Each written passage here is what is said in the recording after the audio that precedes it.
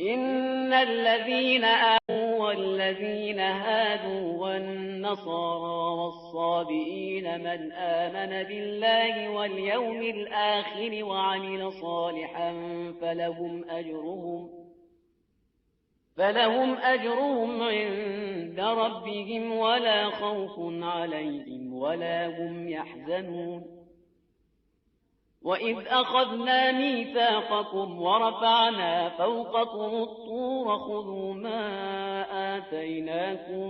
بقوة واذكروا ما فيه لعلكم تتقون ثم توليتم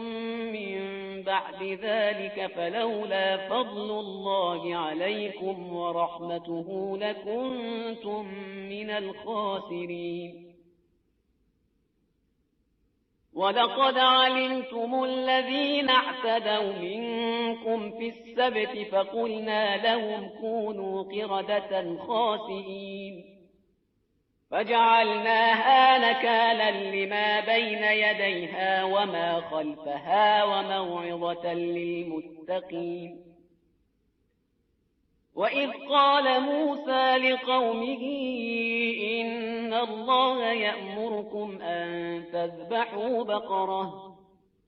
قالوا أتتخذنا هزوا قال أعوذ بالله أن أكون من الجاهلين قالوا ادع لنا ربك يبين لنا ما هي قال إنه يقول إنها بقرة لا فارض ولا بكر عوان بين ذلك فافعلوا ما تؤمرون قالوا ادع لنا ربك يبين لنا ما لونها قال إنه يقول إنها بقرة صفراء فاقع لونها تسر الناظرين